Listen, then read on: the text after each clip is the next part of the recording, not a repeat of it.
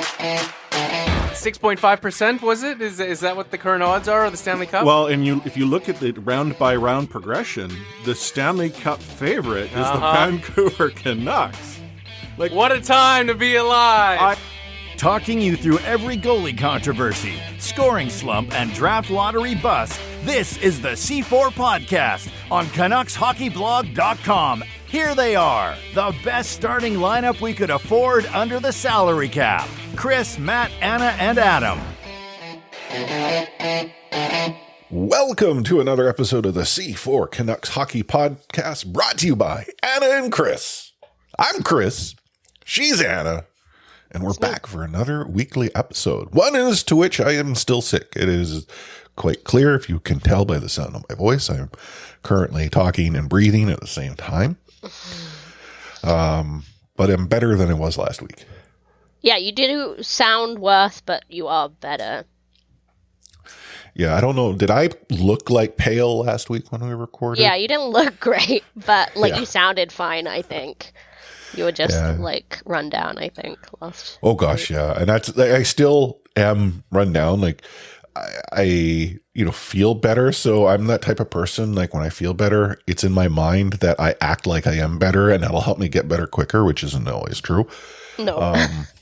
And then I'm like, I go do something I probably not ready to quite commit to, but I do it. And then afterwards I'm like, whoa, I'm not feeling well.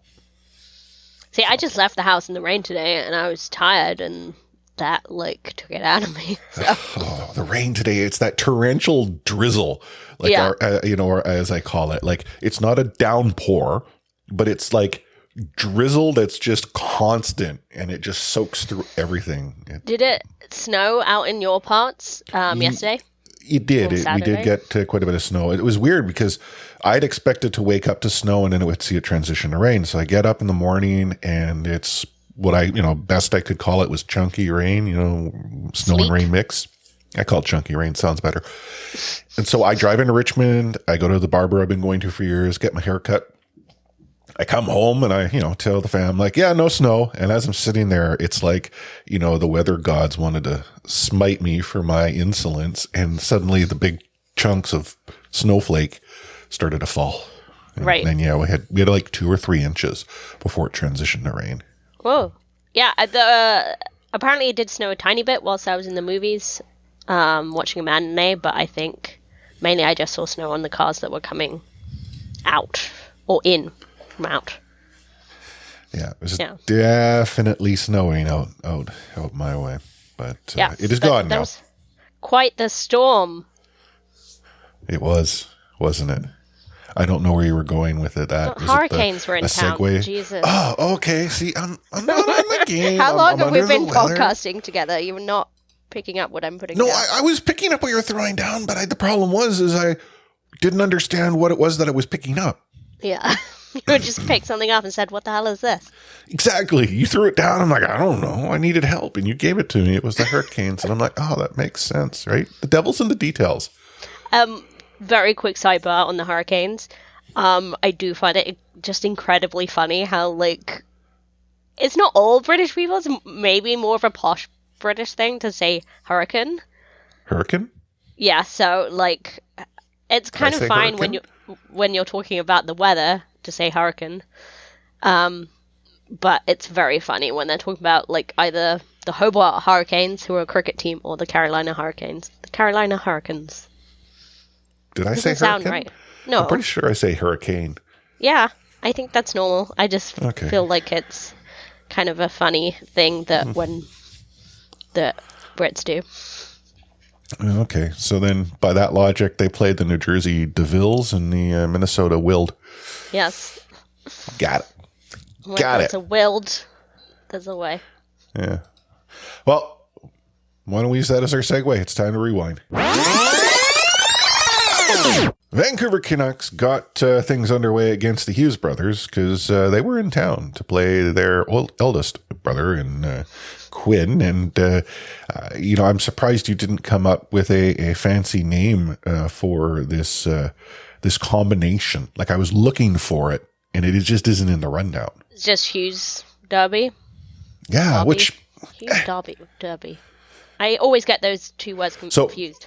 So I would say Derby, but I do hear Derby often used. I wonder if Derby is just the name of the place in England. So I don't know. Anyway, there are so many places in England where you look at the letters and you're like, that's not what you said. No, it's true. So let's not get another tangent about weird English pronunciations. But yeah, sorry. I did rhyme lose to Hughes, so that's all I got. Yeah. I didn't watch that game. Did you watch that game? I didn't watch that game.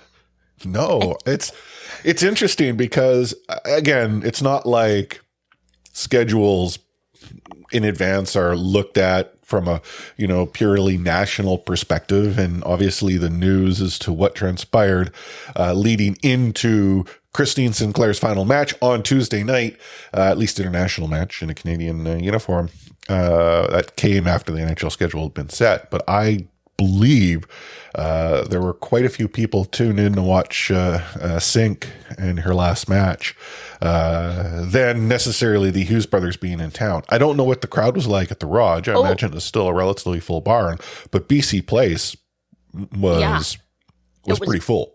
Yeah, so I've never seen Christine Sinclair Place, as it was called on Tuesday. I've never seen it that full. I've been to Whitecaps games, and then I've been to a couple of Women's World Cup games. I don't think any of the staff have seen it that full. At least if we're going by how long it took people to get in. And maybe the cleaning crew as well, because also the whole place smelled like feet the entire time. That's too bad. Yeah. I have been to BC Place when it's that full, pre-hole, post-hole. Pre-hole is when it was the old building. Like BC Lions used to pack 50-some-odd thousand people down there on the regular. Wild. And then in the post-hole, which is the new version, for the opening night, the BC Lions packed a pretty good crowd in there. And then I was at an international friendly, or not friendly, actually it might have been an international match between Canada and Mexico. And the building was full. Granted, I think the statistic at the time was that there were more people who identified as Mexican descent in the Seattle area than there were the entire population of Metro Vancouver. And I'm pretty confident that was a home game for the Mexican side, save for the fact that it was December and they had the dome open. That was the thing. I wish they had the dome open, unfortunately. It's just weird being indoors in BC Place, but it was maybe might have helped the smell as well. But honestly, it was such a cool atmosphere. Like, I don't watch international football. I don't care about it. But, like, Christine Sinclair is just such a special player, and the impact she's had on the international game, the Canadian game, is just very cool. And, anytime someone were to tell you that, Lionel Messi is the, top all-time international goal scorer, you can tell them they are incorrect. It is Christine Sinclair. And if you were to then try to qualify that, I meant male player, then say that to begin with. Should also give a shout out to fellow international alums, Sophie Smith and Aaron McLeod, who also retired at that match. Aaron McLeod, due to injury, did not dress, and Sophie Smith actually technically came out of retirement to re-retire to get that one final match. And she came on for Christine Sinclair, so that was a cool moment for sure. Yeah. But let's talk about the Vancouver Canucks. New Jersey Devils, the Hughes brothers are in town, and defense apparently did not show up for either team, which is unfair to Quinn for certain. But that was a game. Yeah, I mean, the only parts that I even consumed live were the last 10 minutes or so that I got through 650 because. But yeah, it was always going to be interesting. I do love the Hughes parents, just pretending that they have zero preference by just having no reaction to anything their children did. Hey, on so that note, funny. Mama Hughes, I think, had a split jersey on. Oh, there you go. Yeah, I don't know for certain, but there was a shot where she's like wearing like a jacket, and she was definitively wearing a red and white. There you go. And it was like half and half. So anyhow, fair enough. Yeah, and by the way, I did call it the wrong name last week, so sorry about that, Ellen. Anyway, very cool. For your like to see 3 of your sons in one game, but yeah, like I really admire Canucks' fight to stay in the game, but overall, I guess the defense optional part is definitely worrying.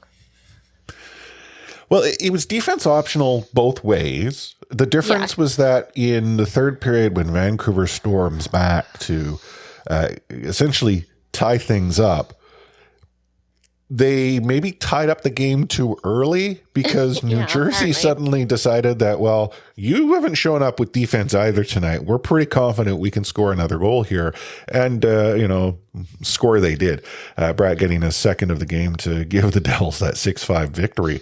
But the Canucks, I mean, outside of, yes, in the first period, not looking too hot on a majority of the goals, at least having watch the replay of those, did lock things down better, but just provided themselves too much of a hole to dig out of, or alternatively, tied it up with too much time on the clock.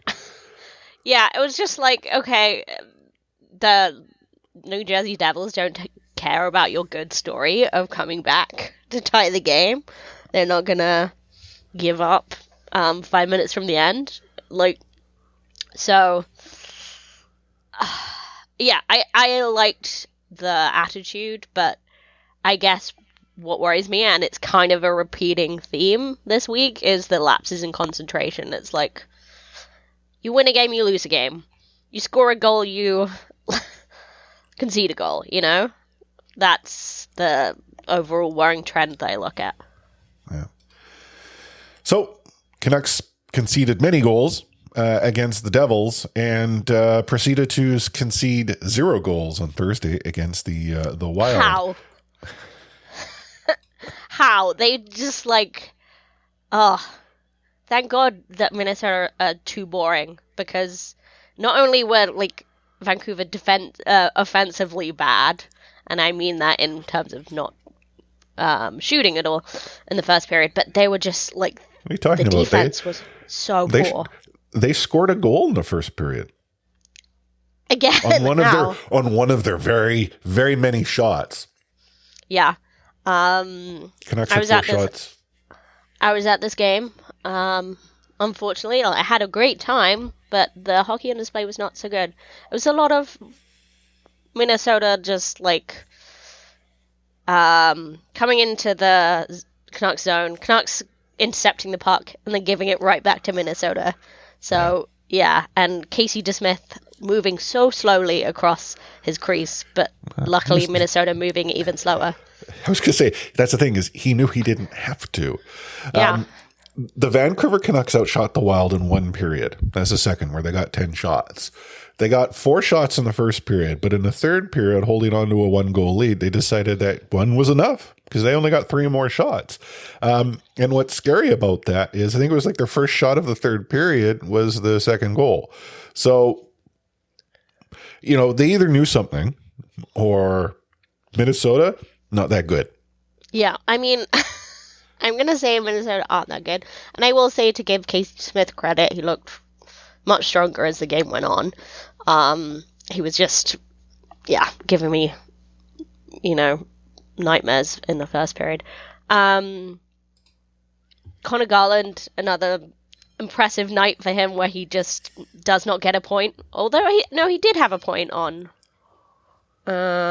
did have a point against Minnesota. Yeah, he assisted on the Teddy Bluger goal. But, he's not having flashy games ever. But, another solid night for him and Niels Hoglander.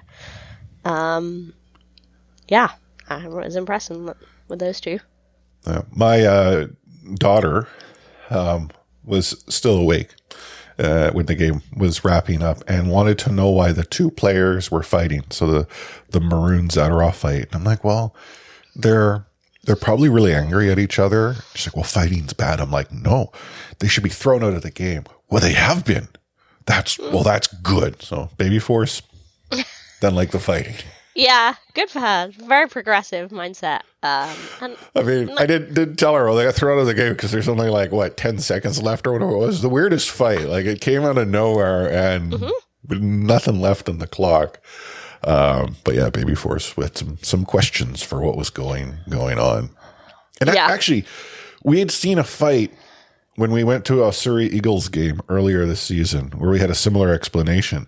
Well, they must have been really angry. Well, they got thrown out of the game because their fighting is bad. In junior, you get thrown out of the game when you fight. Yeah, I was like, what the heck? If we had watched the fight earlier in the game, she would have seen those players return to the ice. Yeah. Pat Maroons has 3 cups. He doesn't give a monkeys anymore. He's just going to do what he wants to do, so. Yeah.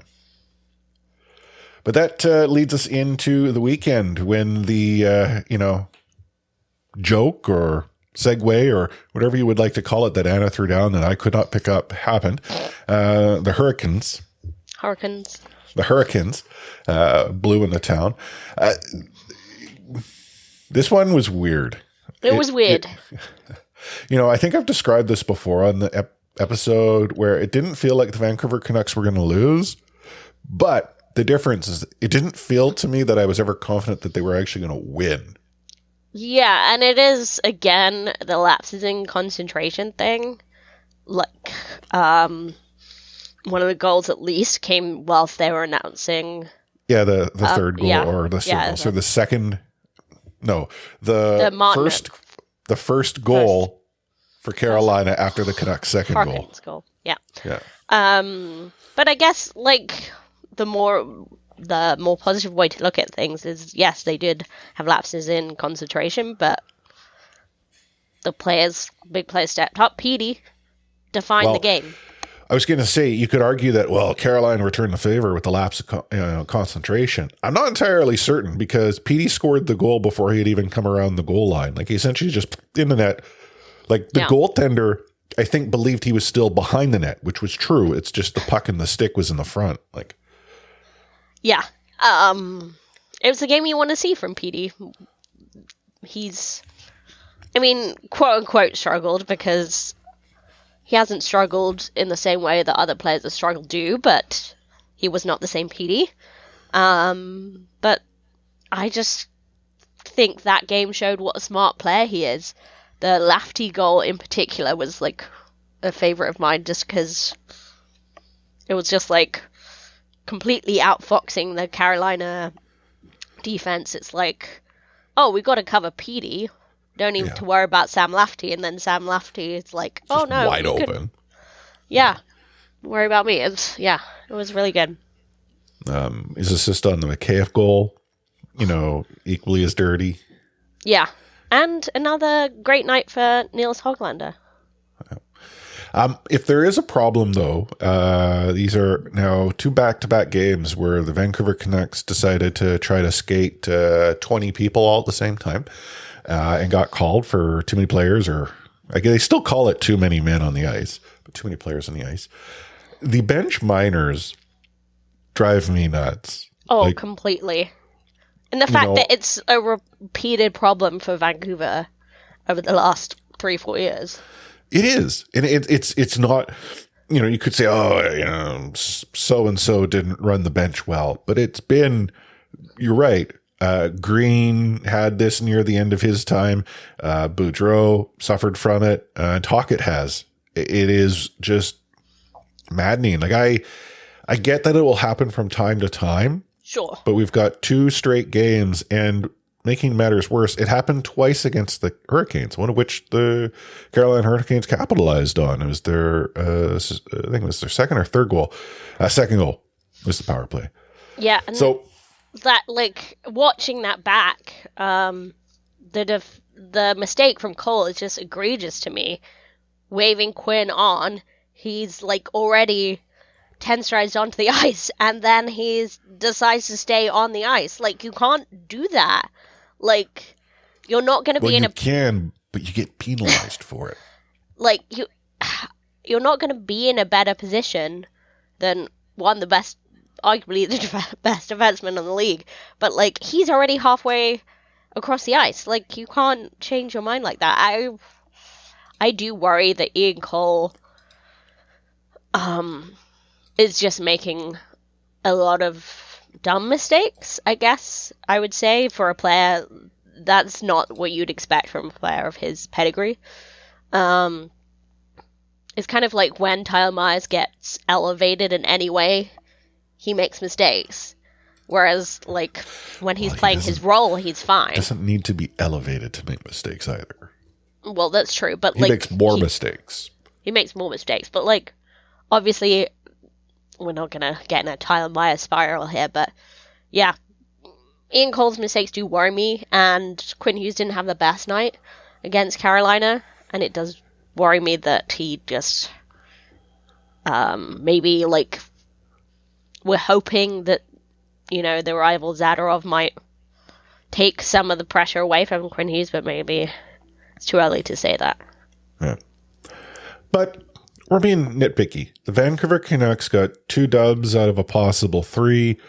That's a good week in our books. Any week the Vancouver Canucks are above the 500 line continues to be a very good week. They were talking about it on the broadcast, but, you know, was it a couple of weeks left to the Christmas break and the Vancouver Canucks, you know, was being second in the Pacific? I don't know if they still are as of recording. You know, they're in really good shape. I mean, statistics continue to reinforce the fact that this team is a playoff team now. It's not a pretender. It is a playoff team. Yep, still 2 points ahead of LA as of recording. Okay. Well, looking ahead at the week that will be, Florida comes to the province. The Tampa Bay Lightning are in town Tuesday, take on the Vancouver Canucks, followed by the Florida Panthers on Thursday night.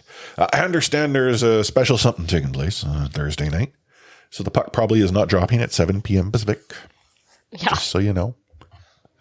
And then the Canucks head out on the road for a final road trip before the holiday break. They head to the great state of Minnesota to take on the Wild. You're waking up relatively early to watch an 11 a.m. Pacific puck drop on Saturday, and then they race out to Chicago for a 12 noon puck drop on the Sunday. Which I hate both of those things. Well, so first of all, that game in Chicago, I genuinely wonder how many people are going to be watching a hockey game, considering it's football on a Sunday. Like the NHL knows they can't compete against the NFL, and they don't try to compete against like Sunday night football, but I guess they have to accept that they have to play on some Sundays. Anyhow, yeah, that noon start. I mean, and then we'll record and talk about it, but yeah, we'll say, obviously, I lived for 3 years as a hockey fan in the UK. Early puck drops are a gift. So I try not to complain about them too much, but Canucks never seem to do well with them. And just going from an 11 a.m. game to a 12 p.m. game, it just doesn't feel great. Also seems very Minnesota of them. Just to have a hockey game in the morning. That's just very dull. Well, from what I understand, the afternoon there, it is the U.S. preference to have afternoon games on weekends. And so that's why we see them. We very rarely see a Canadian team have a matinee. And if it does, it has to do with something like Hockey Day in Canada, or like there's a reason that they can't just have a later game. Yeah, I just think, like, why are we catering to U.S. markets? Or, like... Yeah, well... Or fairness, this isn't Chicago the way you do it. Has been a pretty good market for the NHL. Yeah. Yeah. So is Minnesota. And these are hockey markets. Hockey towns, yeah, for sure. I am curious what's going to happen in these 2 Florida games coming up. Well, I mean, Tampa's not playing so well this season. Really? Yeah. Florida, though. They've been playing well for the 3 people that keep showing up to watch them down there in Sunrise. But I would like to tell you that the Vancouver Canucks could possibly trip against the Lightning, but I don't see them tripping against the Panthers, except for the fact that Luongo is part of the Florida Panthers organization. It could be that the team amps itself up to, make it interesting. I don't know. And then I'm really not happy about the matinees myself either. And to me, those are like, not good games to say they'll win. Especially, watching Connor Bedard and seeing what he'll be like in a few years when he suits up for the Vancouver Canucks. Of course. So how many points are you giving him? Oh, I'll give the Canucks. I feel bad for saying I'm going to give them 3 points out of a possible 8. I'm saying 4 out of 8. 4 out of 8? Okay. I mean, they'll probably blow our prediction out of the water and go 8 for 8, but that's good. At some point they'll trip. I mean, good teams trip. But it's just the week is weird. It is a weird week. Yeah. So, yeah. Anyhow, we'll be back in a week's time to tell you whether or not we got the prediction right, because we do record after the Vancouver Canucks take on the Blackhawks next week. We ourselves are going to take ourselves a short break. It is the C4 Canucks Hockey Podcast, brought to you by Anna and Chris. Take hitting out of the game. You can't hit anymore, so don't do it. The unsportsmanlike conduct, I want to get an explanation on it. No kidding. Because how do you get suspended for unsportsmanlike conduct? Plus interference. There's no interference there. He had the puck. Now, Madison never ever did that before. Now, why did he do it? And that because he was mad. Well, your early favorite for the Calder Trophy, that's for sure. Elias Pettersson, you might even say your early favorite for the Hart Trophy. Just to get back to your question, Elias is going to play plenty. He can play. He's going to get a lot of power play time. And, yeah, I'm concerned about our offense. We lost 200-point players, and we've got to find a way to score.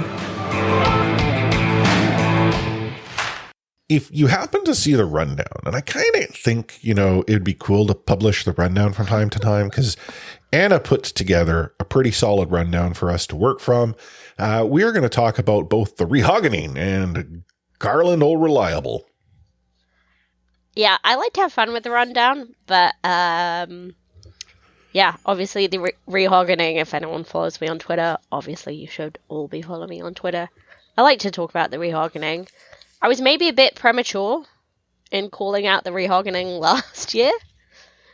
Well, in fairness, you'd called it out because it had happened, but it had happened. Yes. It didn't continue to happen, right? He rehoganed. Yes. But the rehogging is real. It is sustained.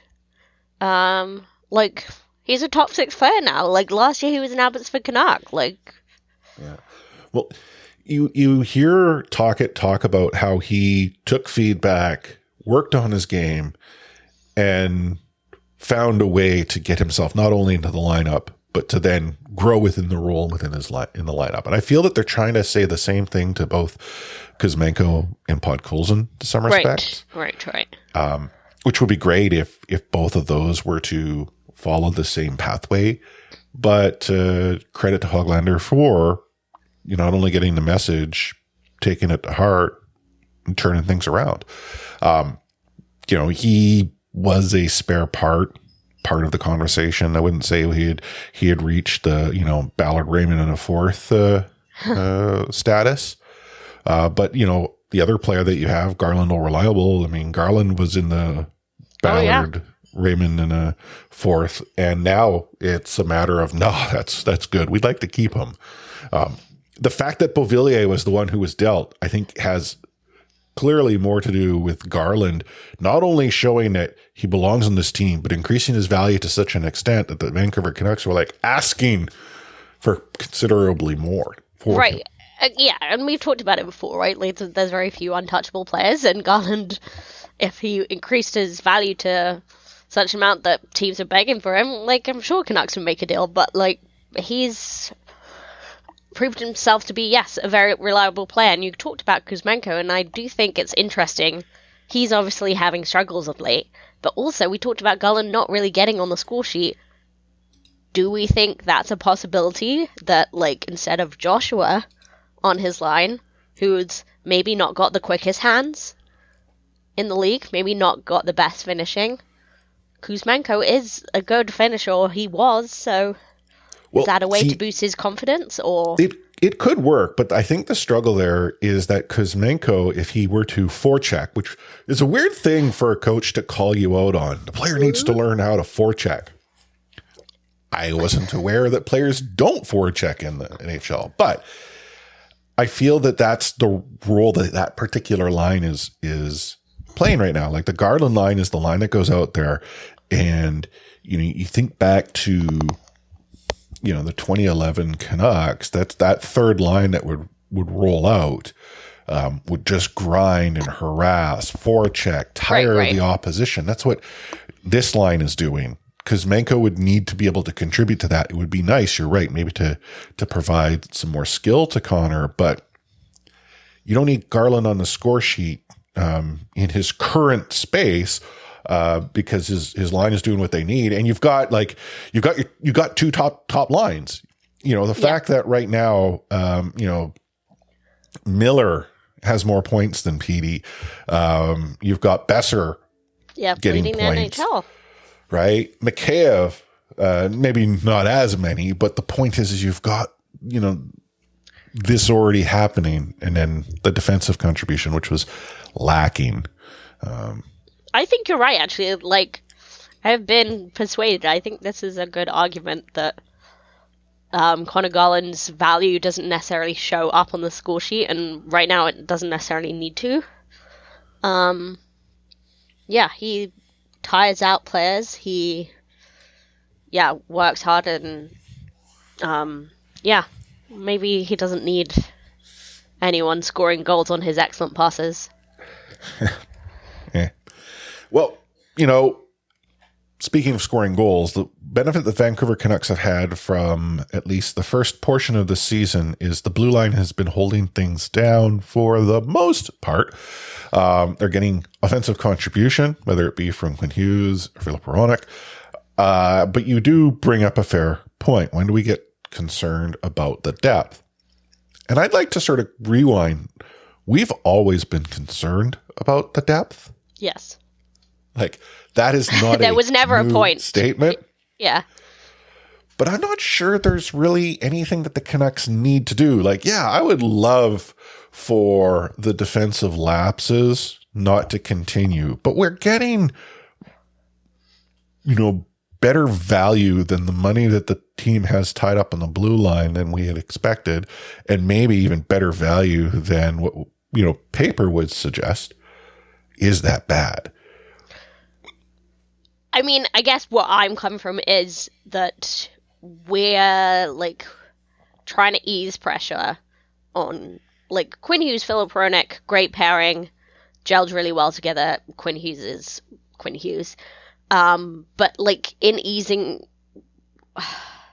Because if we're playing them at however many minutes a night, you do end up with mistakes. Like Quinn Hughes, one of the Carolina goals just completely lacked intelligence in his play, and you hardly ever see that from Quinn. I'm just worried, wondering if we're just at December now, and I don't want to see the burnout. Obviously there's still the talk about Ethan Bear, though Friedman has brought up that the Capitals are very in on him. Yeah. I have no idea. I know Friedman is an insider. I don't doubt his sources, but his sources might be Ethan Bear's agent trying to get more money out of the Canucks. I really am loath to bring up baseball because it's such a dumb sport. But if last week has shown us anything, it's don't necessarily trust what the sources and the insiders are telling you. There was a plane. So it had Robert Herjavec on it, or whatever his name is from, Shark Tank Dragon's Den. Yeah. But I think that didn't come from nowhere, right? The insiders were saying, Ohtani's very close to signing for the Blue Jays, but I think those insiders might have been his agent. I'm not that good of a ball player, but I'm pretty confident that if Ohtani can get close to $1 billion Canadian, I should be worth a few bucks. I don't think that's how it works. It's not a sliding scale of like Ohtani money to like a couple dollars per game. Golden money? Well, but a couple dollars a game. They play 182 ball games in a season. It adds up. That's true, but I don't know what the lowest paid player is on in the MLB, but I think it's more than a couple bucks. There's probably also like a minimum contract value. I'm sure there is. I'm probably, game. But yeah, talking about the Vancouver Canucks, it would be nice to have Bear back in the lineup. Yes, it would be nice to have that depth. Where things start to get messy, though, is the cap for the Vancouver Canucks isn't all that advantageous. It's better than it once was. They've got a little bit of space to work with Beauvillier gone, courtesy of the third-round draft pick.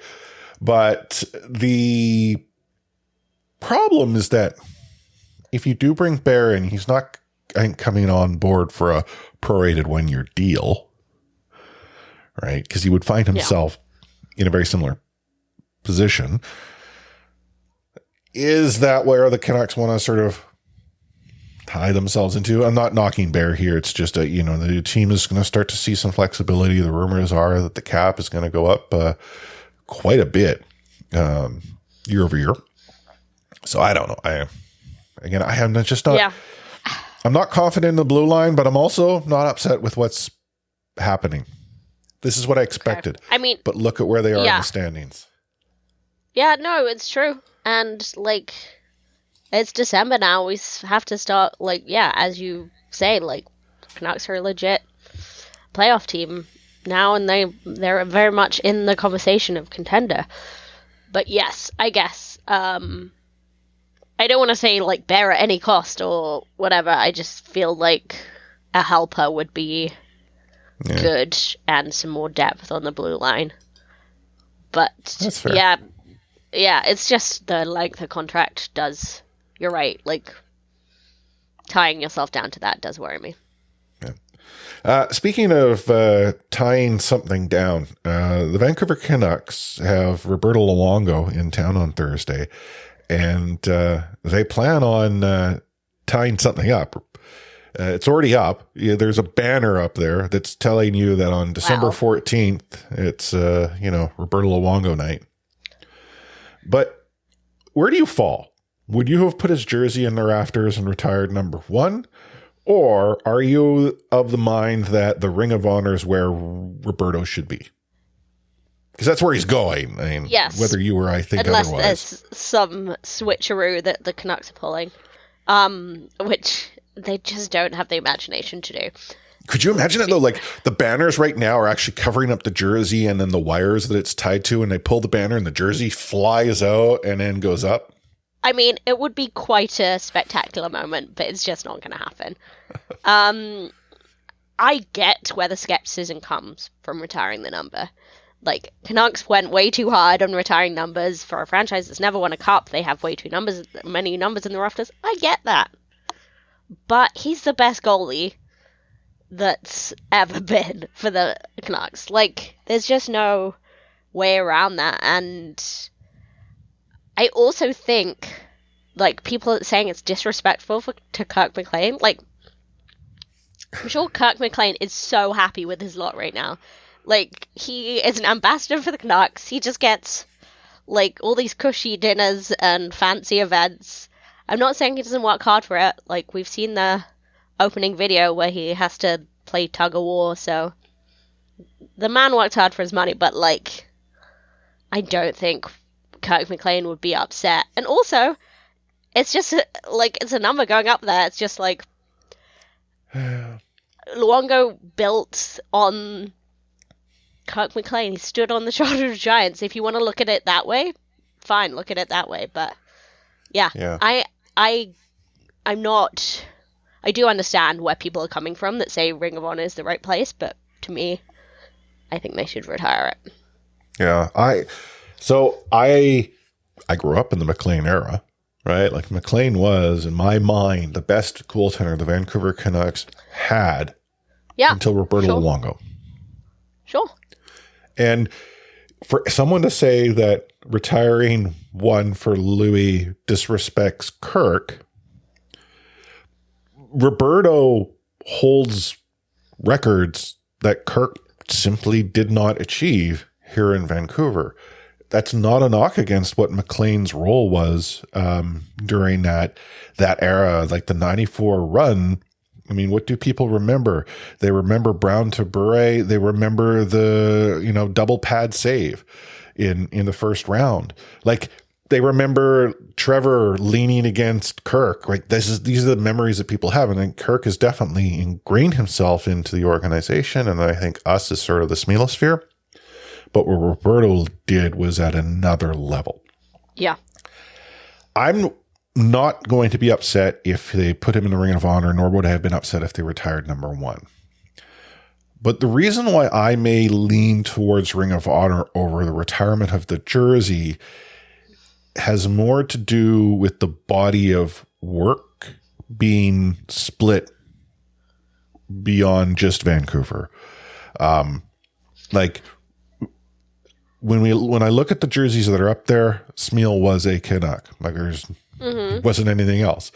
Sedin's, they were only Canucks. Bure, this is one that for me, I'm not as comfortable on, but I would have told you retiring his jersey was maybe not the way to go. I think Ring of Honor would have been more appropriate for him. Okay. Linden, yes, he played for other teams, but does anyone remember that he played for the Capitals or the Canadians? They know he got traded to the Islanders. Yeah, everyone remembers Like, the Islanders, I feel like. Yeah. Right? But he was a Canuck. And so for me, that's where I sort of have my priorities. See, to me, I don't understand that. Or I don't empathize with that because, one, like you say, like, you didn't necessarily want Burry to go up there, but he did because he was that good. Like, Burry was just that good. And I just think it's not like Luongo is, like, played for all these teams. Yeah, I think he was drafted by the Islanders, right? But he is, like, synonymous with the Canucks' greatest period, and he got them there. He would have had nothing to do with Florida, like, all things being equal, right? But well, fair. That is fair.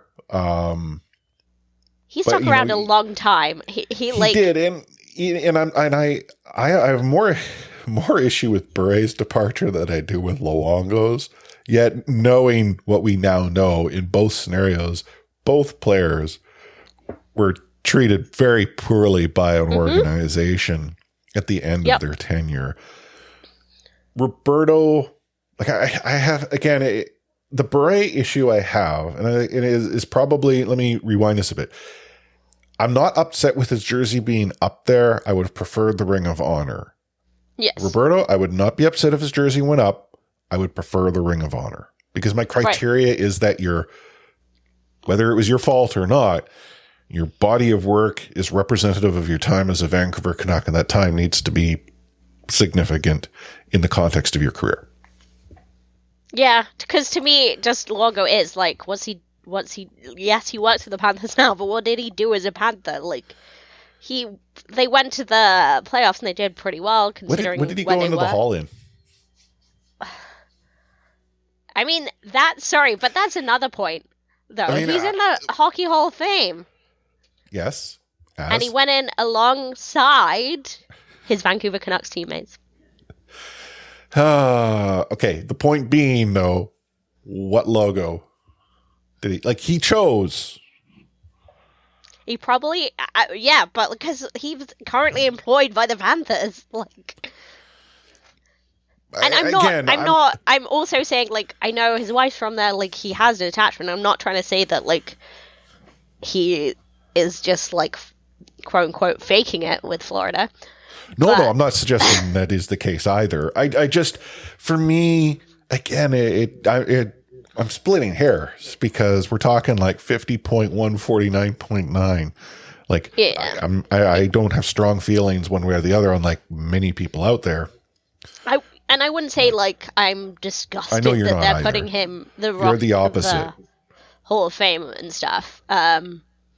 Like, I'm fairly measured, but to me, the arguments against it aren't strong enough. And I would say another part of it is just, like, the story's better to retire him. Like, and at the end of the day, I know we literally record a podcast about this team every week, but, like, it's sport at the end of the day. Isn't it better to have a good story? And, like, it just seems, like, unnecessarily, like, nitpicky of Vancouver. That's... Take all the jerseys down. They haven't won a cup. Yeah. There are some out there, though, that would tell you that that's the way it should be.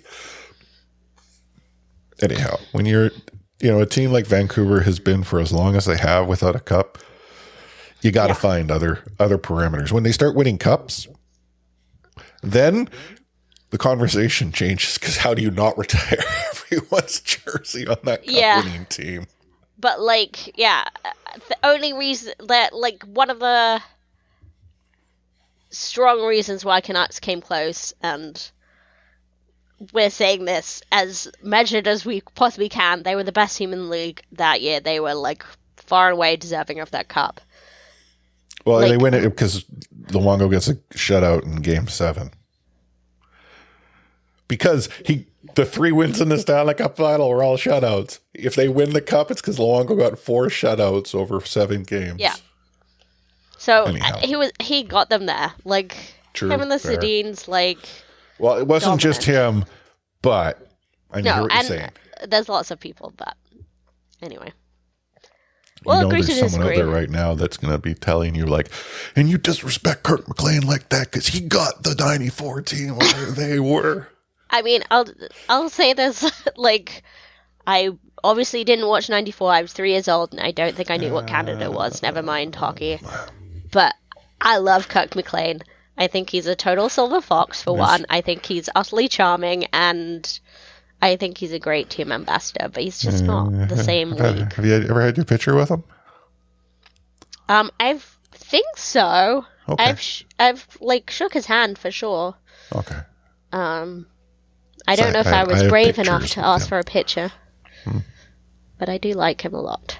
Love you, You know, Kirk. No offense. There's other people out there who are complaining about you disrespecting Richard Brewer for the 1982 series. But hey, what can you do, Anna? Yeah, I was -9 at this time. Oh, but yeah, man. like we do want to hear.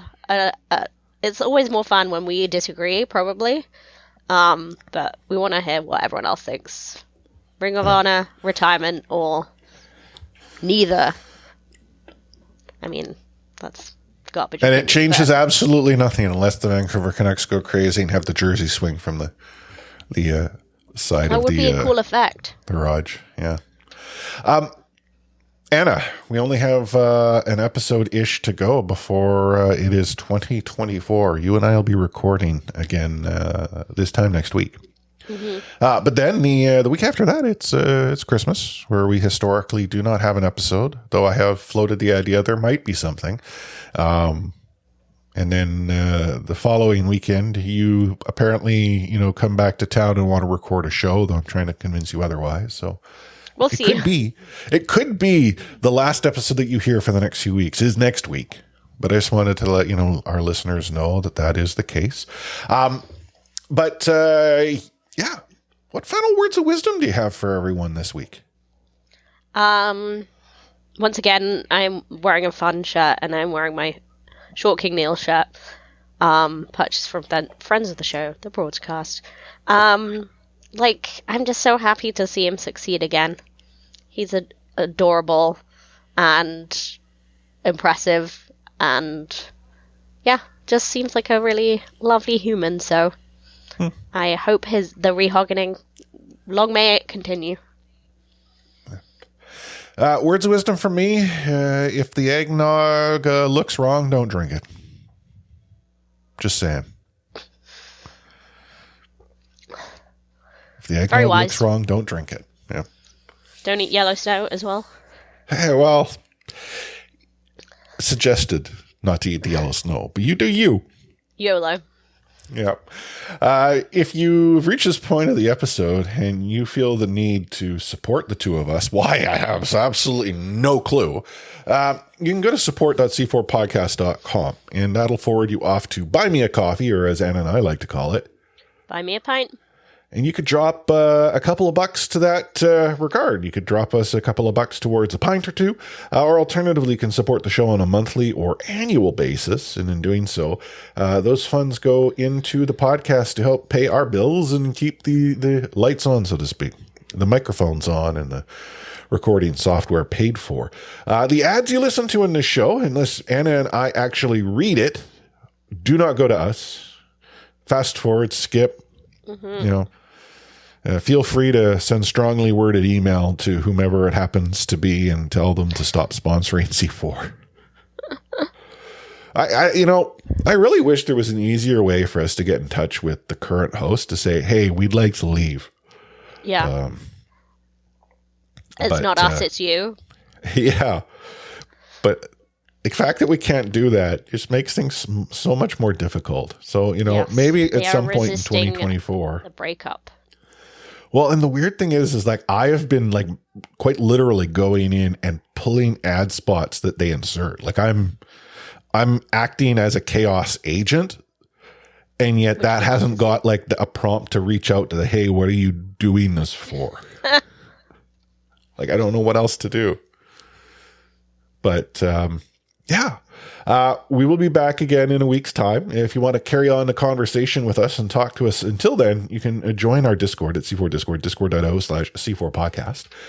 We are on X, Twitter, whatever the heck it is called, at the C4 podcast. We always have been, whether we always will be, who knows? But we are also over there on Threads at the real C4 podcast.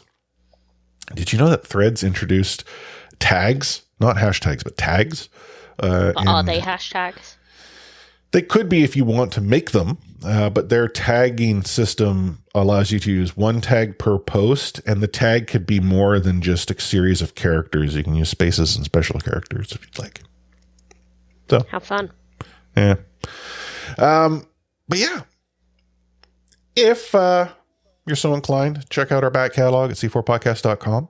But on behalf of Anna, A40603, myself, Chris at Lightforce, and sign off this episode with We Out.